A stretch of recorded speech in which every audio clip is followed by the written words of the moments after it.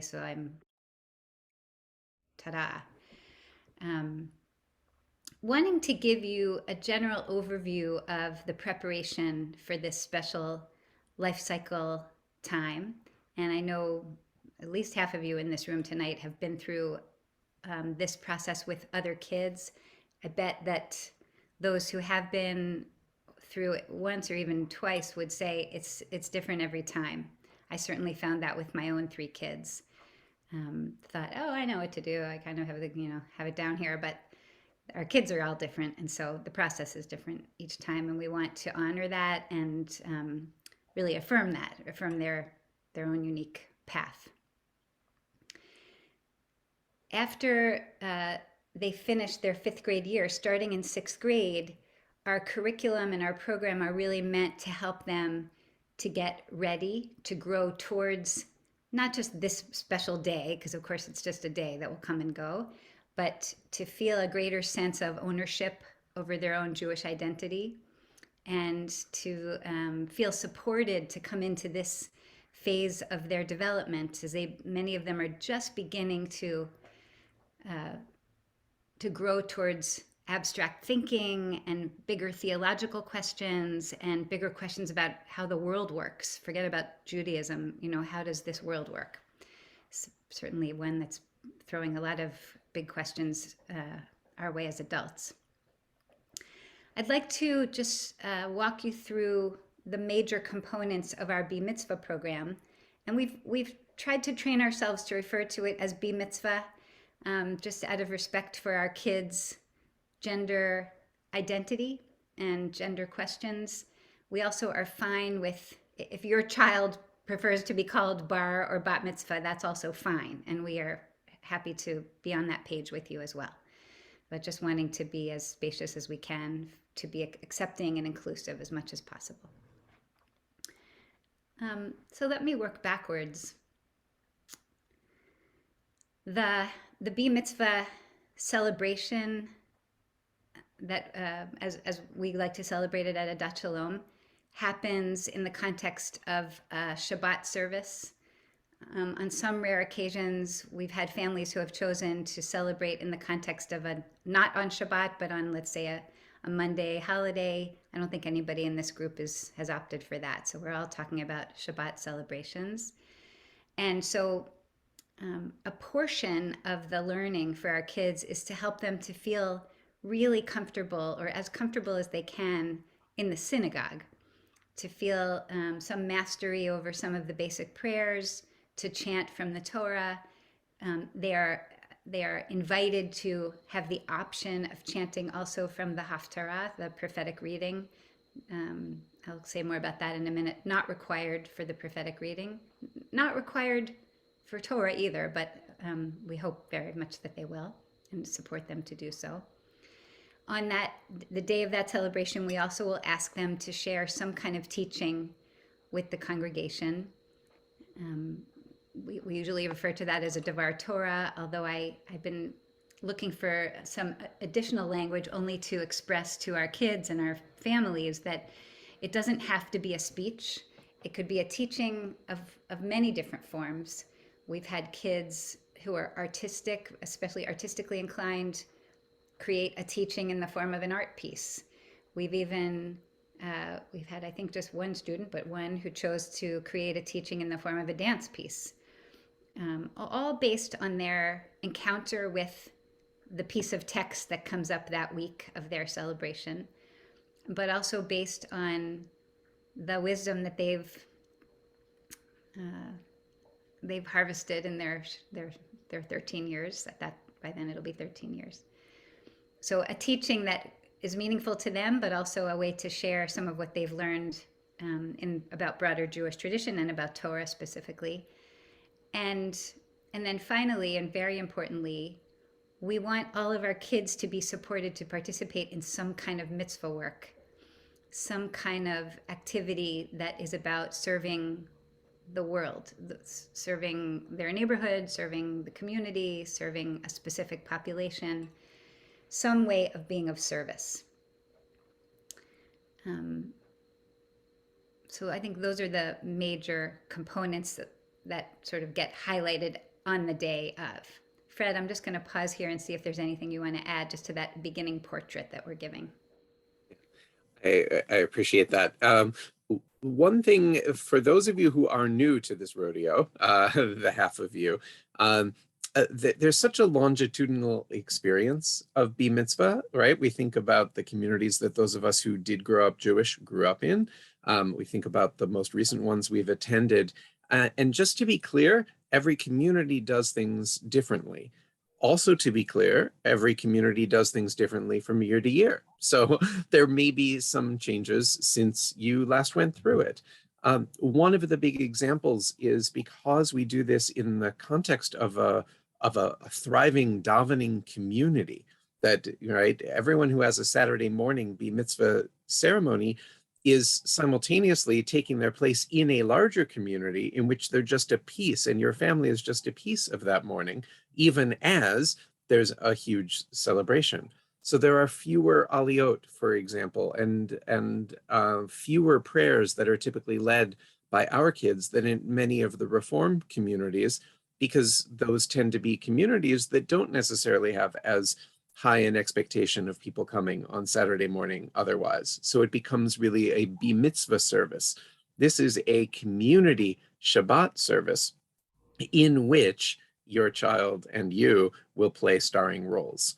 Right. And it's just good to keep that in mind. I sometimes joke with kids that simultaneously, this day is all about you and not at all about you, right? And so we just sort of sit with that creative tension. And I put that out now, 2.5 years ahead of time, as a reminder that the key word in this conversation in many ways is community, right? The other key word is identity, kind of building up how they feel about their connection to all things Jewish. We're going to put extra focus on these particular readings and these particular rituals, but this is really just the entryway door to all things Jewish. So just keep community and identity in mind. There's a lot of details, but most of them ultimately are in the service of one or both of those meta goals. Great, great, thank you. I have some, I have one screen share thing that I'd like to show in a minute, but I'd like to start by asking you to consider your own Jewish life, how it looks in your home, and the things that you choose to do with your adult Jewish choices. How much you talk with your kids about tzedakah, for instance, or how much do they get to see you participating in whatever way you like to participate. I think this is, we say that our parents are our first teachers. And I think this is a moment when your example for your children is extremely important. One educator years ago, I was at a conference and this educator said, kids are really smart and they can tell when they're being given the cod liver oil treatment, meaning the thing that parents used to give to their kids but not take themselves. So I really want to encourage you to explore ways to participate in Jewish life, maybe even expand your participation in some way during this time that your child is going to be asked to expand their education and participation. So it might be coming to services more than you currently do. That's up to you. I mentioned that especially because, as we're saying, the celebration takes place in the context of a Shabbat service. So it's really good for parents and kids not to feel like they just walked into something that they're not that familiar with. It's actually your congregation, it's your tradition, it's your family participation. So think about that. Think about that with your kids even. Come with them to synagogue. I'm going to talk with you in a minute about the schedule for 6th grade, which has a lot to do with the relationship with services. So participating in services, what does Shabbat look like in your home? And, there's the, the full-on, very traditional version of people celebrating Shabbat at home, but there's all kinds of different ways, creative ways that people acknowledge Shabbat in their homes. So I'm not coming to you with any particular prescription, you must do this or you must do that. But that's one of the ways, it's one of the important ways that our kids come to know, like, this is real. This isn't just like some class that my parents send me to, and it doesn't really have anything to do with my life. I think that to ask them to participate in this level of learning without having the context to live it in with their families is really missing a big piece of it. And so that's my pitch to you about your own Jewish life and your own Jewish participation, and to think about, again, like looking at that as what might I like to explore or perhaps expand on while my child is going through this period of learning and more intense encounter and connection. Okay, so we talked about the day of, what the celebration looks like on the day of. Now let's walk backwards to the beginning of the preparation. And I'd like to talk with you now a little bit about what sixth grade looks like. So boy, we've had an interesting couple of years, haven't we? As a species and as a human species, and as people in the Jewish community. And like every other institution of every kind, we've all had to improvise some new structures and some new programming to help us continue to fulfill our vision and our mission. And along the way, we've learned some interesting things. And sort of the, as I'm sure you've all experienced, there have been some surprising silver linings that have come out of this very dreadful and strange time that we're in. We have begun to ask our sixth grade families, for instance, to meet together, our sixth grade kids to meet together as a class, not on Shabbat morning. This year they're meeting as a class on Shabbat evening at 5 o'clock on Saturday afternoons, Saturday evening. And that was intentional so that our kids would be available on Shabbat morning, so that they could participate as a class together, sometimes in Shabbat mornings or sometimes with their families, and there's some variability in that schedule. And just spent some time on the phone today with our sixth grade teacher, Pam Summers, who is also our B Mitzvah master teacher. And she, we sort of, I confirmed with her that will be our schedule for next year as well. So the sixth grade class, Kita Vav, will meet on Saturday evenings. This year, because of the rhythm or chaos of the vaccine distribution and kids, the safety questions, we started out with kids, the class meeting in each other's backyards on Saturday evenings, and found that to be actually a very lovely way to learn together. So we're hoping to maintain some of that in the warmer months at the beginning of next school year. And then now, of course, our sixth graders, I think, are all vaccinated, or almost all completely vaccinated. And so we're starting to move them towards in-person gathering at the synagogue. The Saturday evening class will continue to be from people's homes.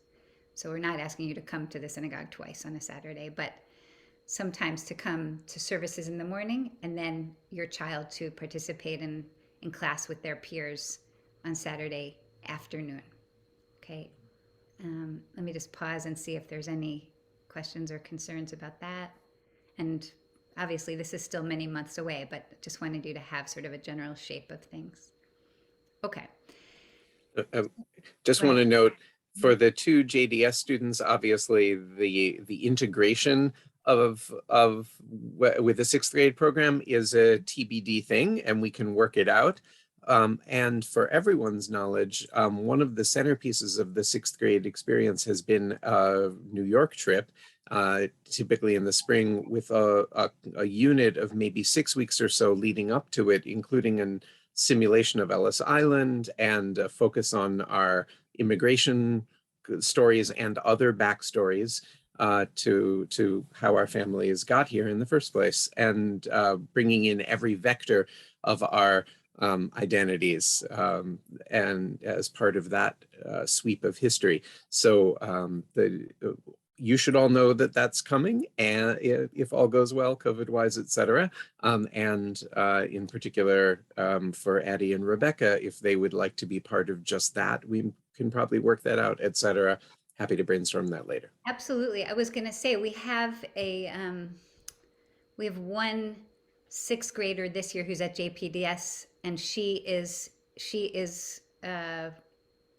part of the class, and I think very much integrated in our sixth grade class.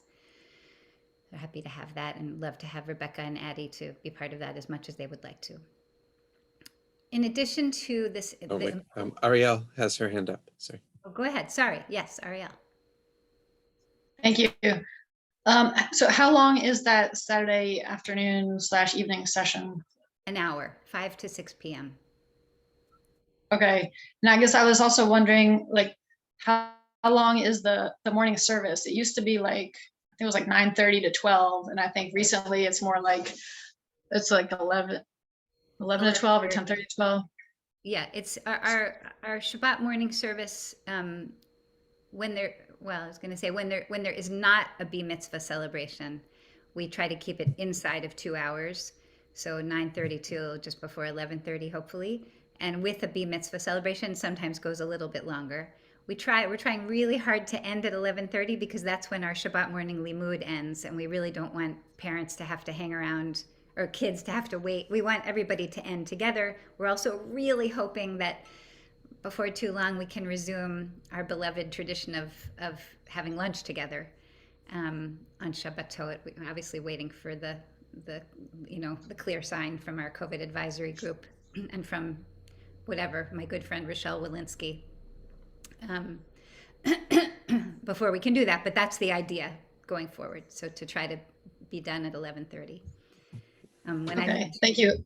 Yeah. Sorry, are there any thoughts about moving the sixth grade class back to Saturday morning, which it used to be before COVID? Yeah, no, I think we really want the sixth graders to be able to come to services on Shabbat mornings. So we want to have their time for learning not during Shabbat mornings, because we want them to be able to be present with the community.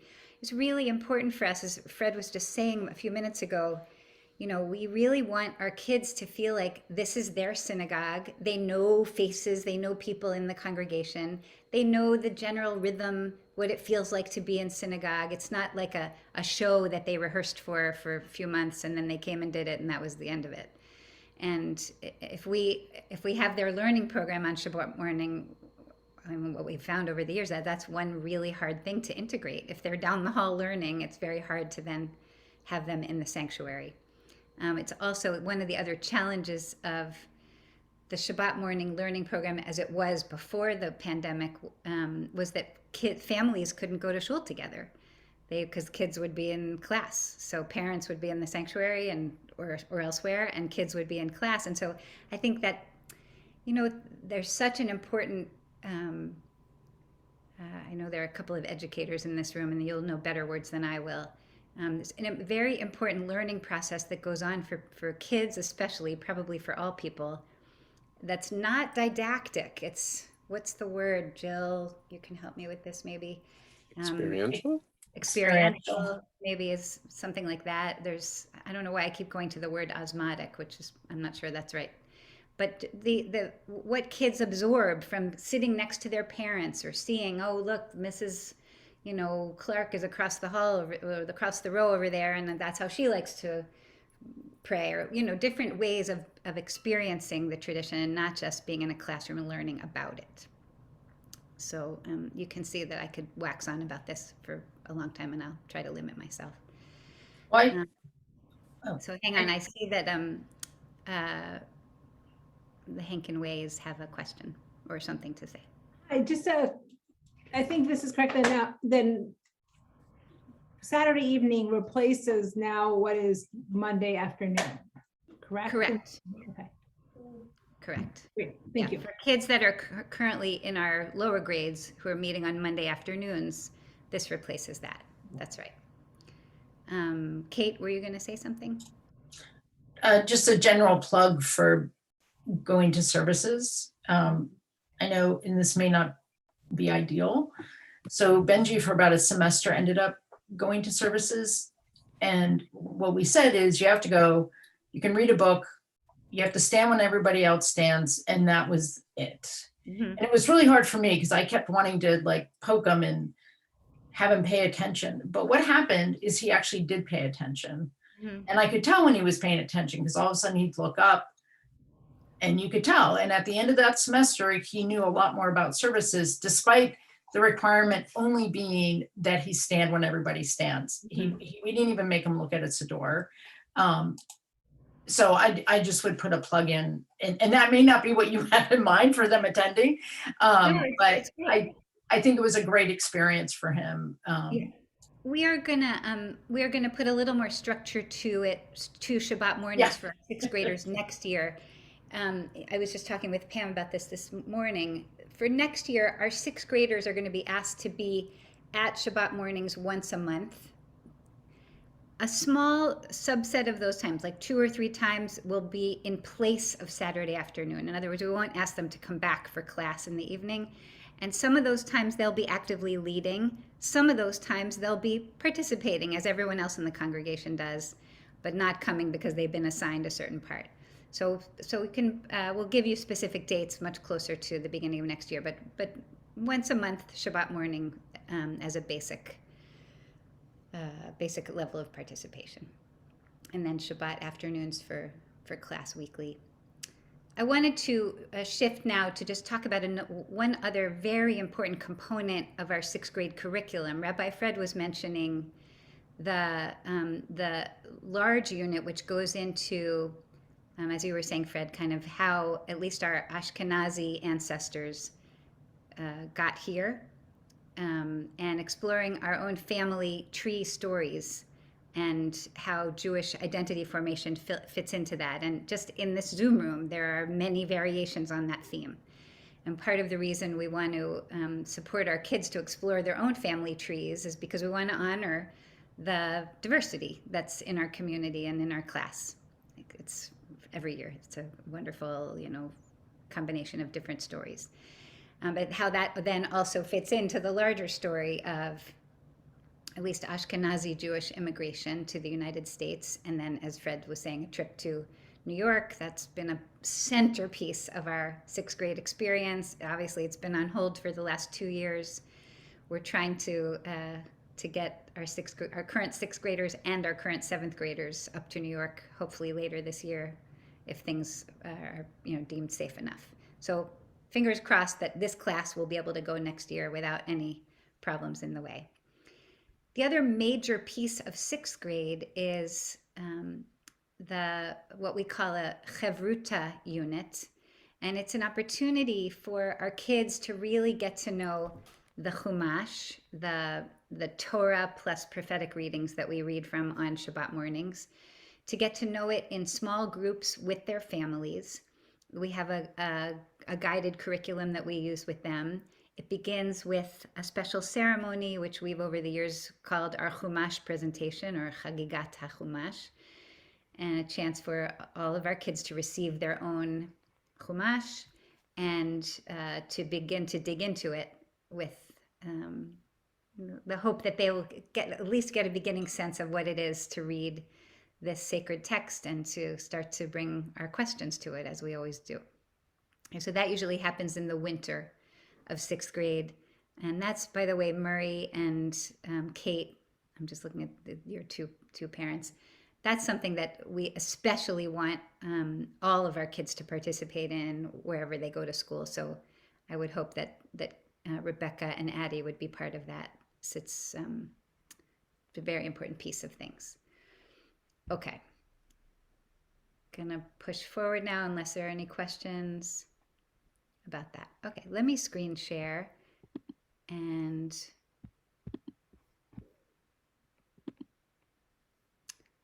so hopefully you can all see this. Just gonna move that out of the way. Okay, so this is just a rough timeline of activities and programming, learning programs to lead kids and families towards their celebration. So of course we start with intentional Jewish life and learning. That's happening from the time they arrive on the planet, perhaps. We expect and ask that kids who are celebrating Bar Mitzvah in our community are involved in some kind of formal Jewish education, starting at least in 3rd grade. And then here we go, 6th grade Chumash presentation. And this is the thing I was just referring to, the Chumash presentation, which flowers into this whole unit of Torah study. Again, targeted just for this age group. I'm going to skip over what says cantillation class for now and come back to that. We have transitioned this year into a more internally integrated tutoring setup with our kids. So Pam Summers, who I mentioned earlier, who is our 6th grade and 7th grade teacher this year, she's in 2 different times, not together, is also our in-house Bar Mitzvah master tutor. And she's been working with all of our kids and will continue to work with our 6th graders next year as they reach towards Bar Mitzvah. She'll be integrating some of the Bar Mitzvah specific skills like cantillation, which is just a catch-all word, which means all of the skills related to chanting from the Torah and feeling more comfortable around the Torah, knowing what to do, how it works, how it's organized, etc. Somewhere within the, I was going to say 6 to 12 months out, you'll be invited to a special session which Rabbi Fred usually leads called Living and Learning Torah. Fred, do you want to say anything about that? Well, you'll all get there, but the name says a lot of it.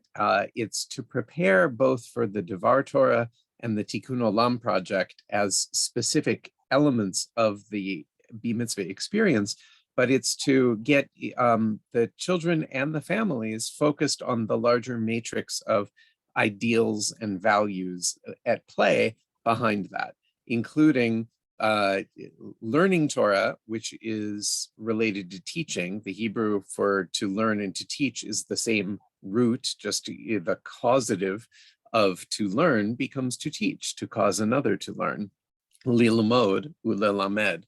And then similarly for looking at the whole set of Jewish values and reminding people throughout. And so I'll plant the seed now in 5th grade for most of you, that as important as all of these details are, their larger place within that matrix of Jewish values, Jewish history, the sweep of humanity and world is really what we're going for. And all of those details should support that big picture, and the Living and Learning Torah puts that into focus. Great, thank you. I'm sorry, I should have turned off the share before I waited too long. I just want to clarify even further, it's in that Living and Learning Torah session that our kids get a little bit more of a toolkit as to how to approach, for instance, creating a Devar Torah or a teaching to share with the community at their celebration, which is, I think, for a lot of kids, it's a big deal for them to compose that. I mean, they haven't, at the age of 13, they haven't given a lot of public speeches before, nor have they, had a lot of experience commenting and interpreting sacred ancient text. So we really want to support them as much as we can and to, as much as possible, I wish it was possible to fully do this, but as much as we can to remove the kind of performative anxiety.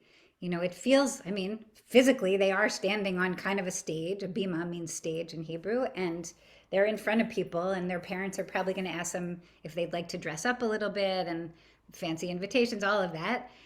So there is like this performance pressure that goes on. But at the end of the day, what we're trying to do is help them to feel confident to participate, not to perform.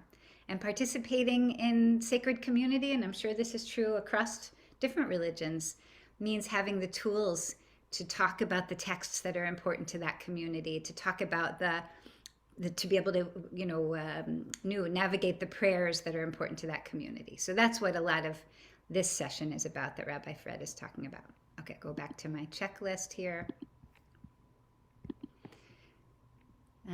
Okay, so now we're getting closer to the time of the celebration. Up to 6 months out, begin to think about here it's being described as Tikkun Olam project plan. The thing that I was mentioning before is mitzvah work. So to think about what could this child do that engages in serving the community somehow. And we've been explicit in not putting, a requirement of hours on this. We're not MCPS or JDS for that matter. We don't expect them to hand in a sheet that's been signed that shows they've spent this many hours at this project or that project. The reason that we've held off on doing that is our hope is that they would discover something that they really like doing and they might keep doing. So it's not like, okay, let me do my hours of service and hand them in and be done, but rather to feel like mitzvah work, service work, is part of Jewish life. It's not something that you do as an assignment one year when you're 12 and 13. And just like every other piece of this experience, different kids will have different affinity for different parts of it. Some kids love chanting. Some kids, I keep going back to one girl a few years ago who just was so desperately unhappy about having to be chanting in front of people. And I remember she said to me, couldn't I just take a test instead? And I said, no, but we're going to help you to feel as comfortable as you can. Some kids will just eat up this service piece of things. They cannot wait to get their hands on it. And other kids don't have as much motivation to be involved there. So just like their secular education, everybody has to learn math. Everybody has to learn reading. Everybody should learn some little bit of music or art. I hope maybe even more than a little bit, etc. Everybody has to take physical education. Some people will be especially drawn to one area and some to another. So we recognize that in the service Tikkun Olam piece of things as well. Okay, so I'll go back to this once again. Okay, so, and again, usually about 4 to 5 months out, you'll be getting invitations from us to come and meet with us individually. Right now our rhythm is generally, I like to meet with families, kids and families 3 times, just individually with that child and their parents. Fred 2 or 3 times. And having said that, we're available for more. I mean, that's just sort of what we ask for. And in those meetings, we have a chance to talk much more individually with our kids about what they're learning, to support them in their learning, to get a sense of how things are going with their tutor, and any other ways that we can be of support and guidance. And somebody was asking me yesterday, what's the agenda for these meetings? I can't offer you a very very concrete agenda. It's a little bit fluid because it depends on our kids and where they are in their learning and what they really need from us, and that varies somewhat from child to child. But it is very much to help them to reach these learning goals. Okay, one more time here. Okay. In those final months, there'll be additional individual meetings with us. Usually between 3 and 4 months out, hopefully if I've got it worked out right, I'll invite you to come to a session with me just for parents. We've been calling this over the years Nuts, Bolts, and Mitzvah Blessings. We just had a session like this last Sunday. This is for families who are just about getting ready to celebrate and to review with you some of the nuts and bolts, like how many honors are going to be that day and who's going to have those honors. And let's go over the Reconstructionist Jewish Torah blessings. And then also to talk with you parents about composing a blessing for your kids.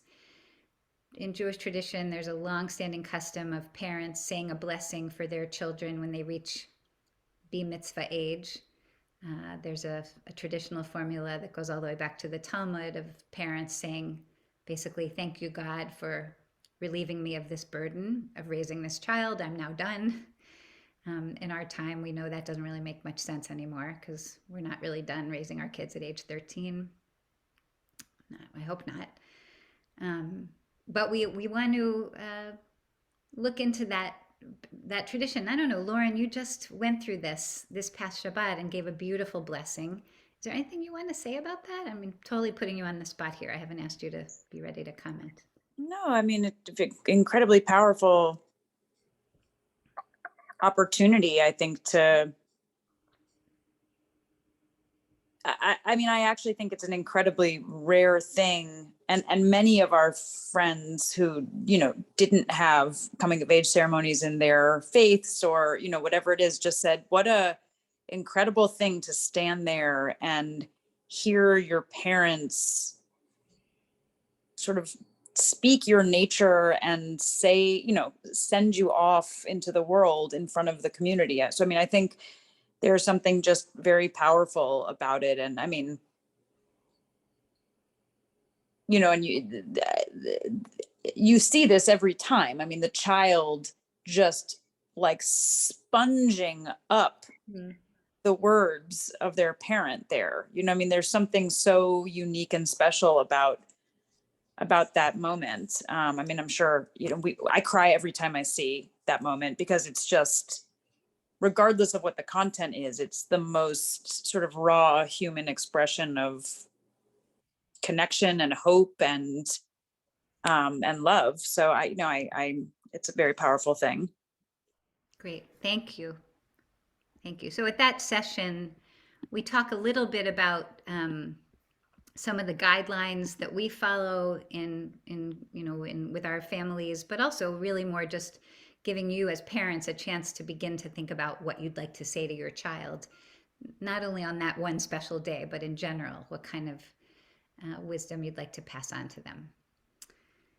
Okay, then as we get really close, like just a couple months out or even just the month before, it says here, Bima visit. What that means is we really want to encourage all of our kids, and especially now that we're kind of coming back into, being together in person on Shabbat, hopefully going forward, to have our kids come up, not on their day of their celebration, but on a different day before. It's just either to try leading something that they already know and they feel comfortable leading, or in some cases, just to come up and be like a shadow during the Torah reading, for instance, just so they can feel what it feels like to be on the bima when the service is going on, maybe when the Torah is out, so that their own day of celebration doesn't feel like such a big shock to them. And again, some kids are like, great, I'll come up, just tell me when, I'll be there several times. And other kids, are really, really reticent. And so we just try to be patient and compassionate and really support them and encourage them. Also, it's here at the kind of just getting close to the day of, ask you to think as a family about a tzedakah commitment. So thinking about some kind of righteous giving that's part of this celebration, either woven into, your child's expectation for his or her gifts, be mitzvah gifts that they're going to receive.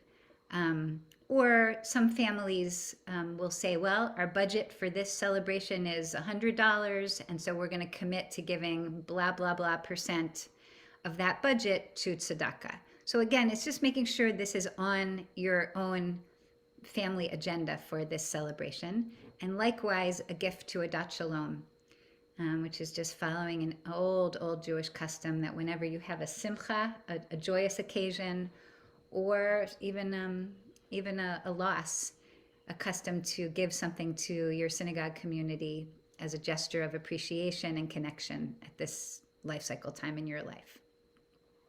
2 weeks out, and don't worry, I'm going to go over all of this with you when you get much closer. 2 weeks out, we'll ask for your final list of who is being honored. We need the names of people that we're calling up, a copy of your blessings, a copy of the Devar Torah that your child is going to give, anything else we need, tachlis, like that's Yiddish for sort of very concrete things. 1 week out, we ask you to come in for a final meeting with one of us just to walk through everything and sort of pretend like it's the day of the service. And then off you go into the sunset with your child and live a meaningful life, hopefully with connection to your community, wherever you are. So there, I just threw a lot of stuff at you. Let's see if there are any questions, anything you want to bring up or ask about or comment on. I'll just note on that last line, it's, it was lighthearted, but that is the telos, right? That is the goal. That's where we're headed, is living out a meaningful life deeply informed by the Jewish identity as a toolkit that they can borrow from at any point. And I just invite you to kind of keep that as your North Star for this whole process. That's where we're going. It's not about presenting well on a Saturday morning in front of the community, right? It's not, it's a little that, it's a little a party, it's a whole bunch of things, but it's really ultimately about affirming that adult Jewish identity. And this whole process is to get them there. Great, thank you. Okay, anybody? Anything? Okay. Well, in that case, I'd like to start to wrap up. I mean, this was most of what we wanted to share with you tonight. Sorry, did Sarah, I think Sarah was just going to come for the beginning. She's already said goodnight. Okay, just didn't know if she had anything. So as I said before, I'm happy to stay on and just answer any questions that you may have individually. Hang on one second. I have a question. Yeah. Could you maybe say something about like what are the current sort of COVID guidelines and COVID situation now as far as the service, and do you expect any of that to change in like a year or so? Yeah. Let me just look into my crystal ball. A year? No, wait. Yeah. And I'll tell you exactly what to expect. I'm just being very cheeky, obviously. So, Fred, you and I can explain what we're currently doing. And I will say this. I hope that this virus will just dissipate more and more every month. And by the time it comes time for this group of celebrations, we can just open our doors and come on in. And, whatever vaccines or boosters anybody needs, they'll get them, and that'll be that. Right now, we require anybody who comes in person, drink bleach and it'll go away. Thanks. Yeah, I hadn't thought of that, Kate. That's good. We are requiring anybody who comes in person to be vaccinated and to upload their vaccine proof so that so we're sure that the people we have in the room are as protected as possible. We're asking people to wear masks in person. The only time that we take masks off is whoever's leading, from the bima. If they're singing or speaking, they can take their mask off. We have like a very, very limited sort of slow entry kind of oneg lunch situation going on. I don't know, you all have been to lunch at Adat Shalom. It can be quite a scene with many foods and delicious things. That's been on hold now for 2 years. And it'll have to stay that way until further notice, but hopefully, soon. And Ariel, I'm just looking at you since you asked the question. I think on Shabbat mornings, our Limud program has just recently moved indoors as our kids have become vaccinated. And we're very glad to have that, at least that little bit of an option, because being outdoors, in 30 degrees would have sort of been impossible. Although we've been loving being outdoors when we have been, and we're looking forward, I don't know about you, Fred, but I'm looking forward to the spring and summer when we can go back to doing more of that, COVID or not. I should add, we will, at this point, we will always have some kind of remote connecting ability. All our services will have either a Zoom or a quality stream or some way for people to tune in who aren't coming in person, whether that's because of health concerns or just because they can't get there in person or whatever their reasons are. That's definitely one of the lessons we've learned from, bye Jill, from this pandemic. We had a stream before, a streaming service, which wasn't very high quality, and now we sort of really know that we will never be going back to that again. So I'm trying to think, what else can we say about current COVID practices? Fred, anything you want to add here? Well, you should all know that we are masked in the sanctuary right now and unmasked in the social hall just as of recent weeks, allowing indoor dining among the vaccinated. But the most important thing that I just said was in recent weeks. This is an ever shifting target, and we have, hey Izzy, we have no idea where things are going to be in a month or two, much less a year or two. So I get the question. I'm sort of surprised it didn't come up earlier. And at the same time, I also want to push it and kick that can down the road, because we've had meaningful experiences 100% on Zoom during the worst days of the pandemic. We've had wonderful experiences that Lauren can speak to with all of the uncertainty of watching the yo-yo and wondering how many of these plans still will hold, and it coming off beautifully. And it will be meaningful whenever and however. And halavai, it will be with much less concern about public health at the time.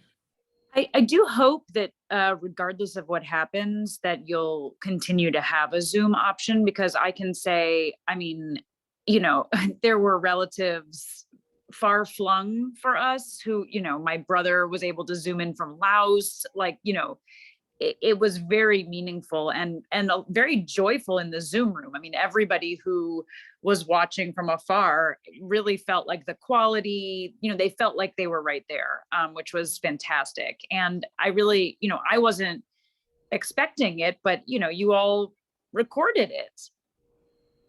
Yeah. And, you know, we have a recording of this, which was not something we had anticipated. And, you know, I think that that's a really incredible thing as well. So I hope you continue it regardless of, you know, may the virus be gone, and may we find ways to connect globally still.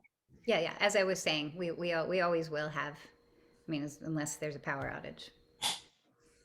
Yeah. Darian, were you going to say something? No.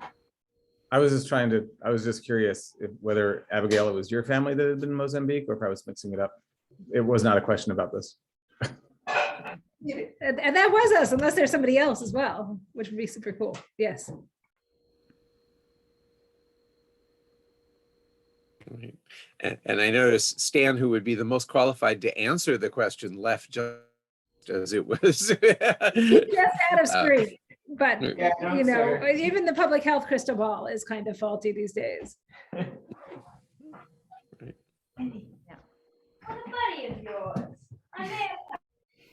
Okay, well, everyone, it's 8:30. I really appreciate having this hour with all of you. You know where to find us if you have additional questions or thoughts that you want to dig into. We wish you well in, you know, for the last coming into home base of this 2021 year. And look forward to working with you as we get closer to your celebrations. I only want to add one quick thing, which is we have described what is kind of the pattern, the normative.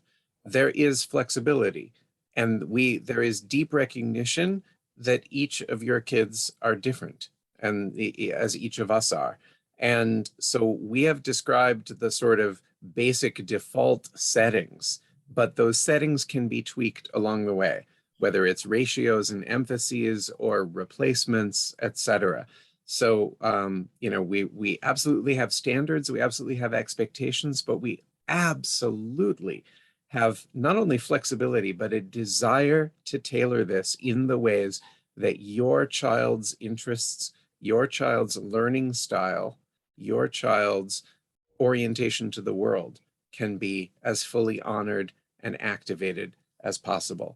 So part of the value in having this conversation, you know, 1.5 to 2.5 years out, is lots of time for those side conversations along the way with us to begin to understand the ways in which we can make this maximally meaningful and relevant for your family.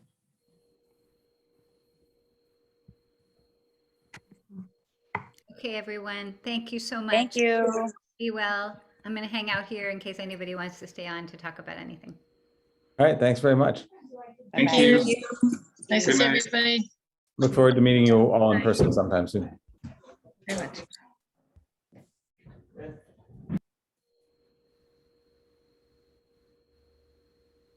Rachel, can I ask a question? Yes, sure. And Darian, I'll get back to you soon. Email. I heard a little rumor that that there might be a plan to use Pam Summers for all tutoring. Is that something that's being planned? We're obviously using Sue Marks for Lila and Noah, and our intention is to continue to use her when it's Rebecca's turn, given that she's been their Tefillah teacher. Yeah, yeah. It's fine, Lisa, not to worry. Pam is going to be working with all of our kids in some of the what used to be very like separated out as B Mitzvah learning is going to be integrated more into our sixth grade curriculum. But that doesn't really pertain, well, in some ways it really does, but it doesn't overlap with what Sue would be doing.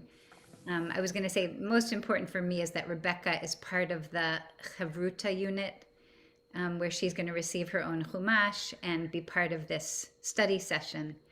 And that doesn't mean that it's separate. She can work with Sue. That's my point. Okay, good. Sue takes a very limited number of students, and so we don't want to consume that slot if it's not going to be a possibility. We also don't want to give up that slot because the relationship with our kids over the course of learning tefillah for 8 years is huge. No relationship building. She's already taught them Torah cantillation in 5th grade. Rebecca's reading Torah next month.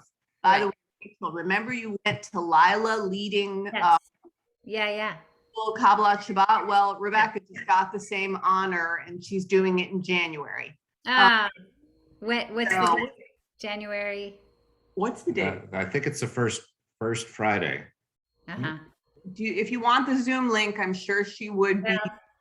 I am hoping that I won't be here, but if I am here, I would love to come. Rachel came last time. It was beautiful and it made Lila really happy. Yeah. So Rebecca, obviously it'll be on Zoom. I think they're giving dispensation for the parents to attend masked and vaccinated, obviously. Right. They're having no adults except for the parents of the 2 student leaders, boy and girl they've selected. And so Rebecca got the honor. So she, in her own right, not as Lila's little sister, was elected, which is huge, for her to have that. So she's been a real star as the eldest. For once, she said to me, it's so funny having grown up as the youngest, especially with a very vocal twin set. Here she's the oldest in the school in 5th grade, and she is a big kid who's a patrol and now was picked as a student leader. So it's a big deal. As we're talking about her bat mitzvah in the midst of planning theirs. Okay, I just wanted to check on that piece about Sue. The Chevrut piece, we'll cross that when we get there, and she'll probably want to be with Addie. I think it's going to be dicey to push this upon our day school kids, and I understand the desire to integrate them at the same time. Yeah. It is a balance, and it is going to be. Just leave it there for now, and we'll cross that bridge when we get there. Yeah. We're talking about something that's a year from now. So right. Did you? Okay. Right. For a month from now, do share the Zoom link when she leads the service. And for a year from now, it actually relates to a week from now, because the thing that we're just inviting the older two to make up for what should have been our kids' big Chumash presentation, it's a little bit less of a big deal when you already know your way around a Torah, but the idea of like opening it, holding it on their lap, that piece of the ceremony is a really beautiful thing. And we have the makeup this Saturday for the group that will include the older two. And at least the day of the presentation with fanfare a year from now, definitely be there. And it's like a 3 or 4 session Chevruta, and Chevruta isn't a new,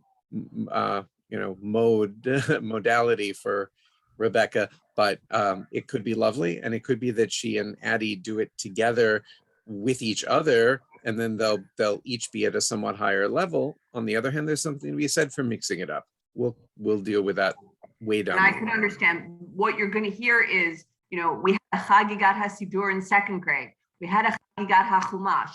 So a rerun where they've had a Chagigat every year where they got the mini Torah in kindergarten, where they made covers for them. I mean, like, so every year they've gotten a little piece through the day school curriculum.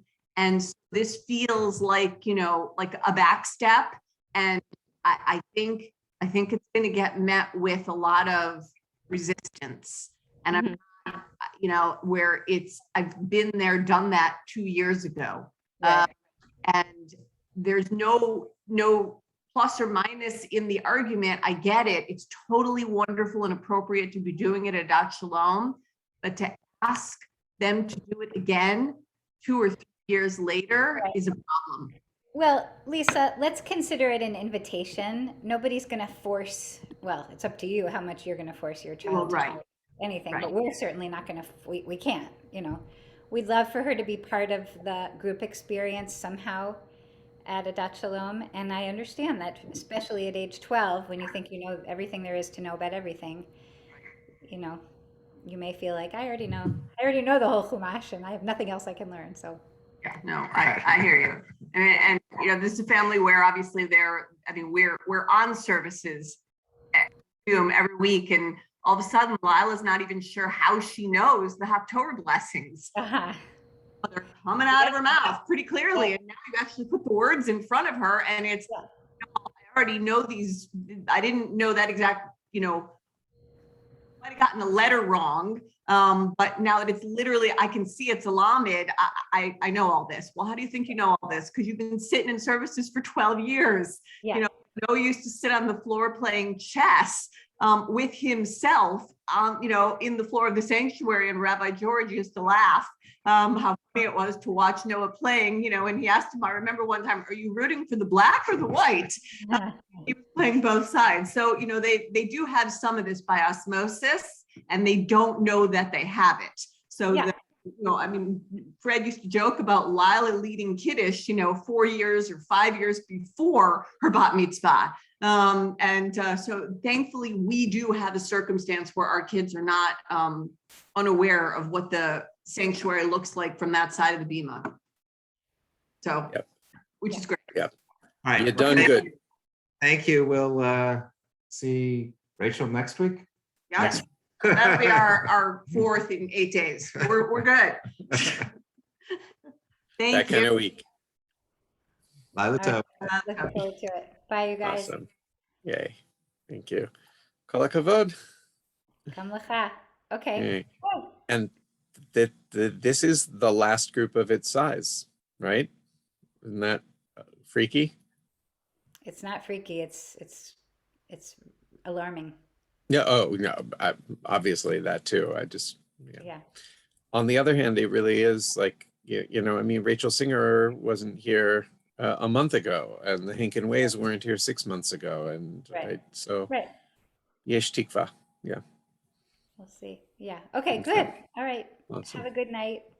I'll talk Likewise. to you tomorrow. Okay. Okay. Bye.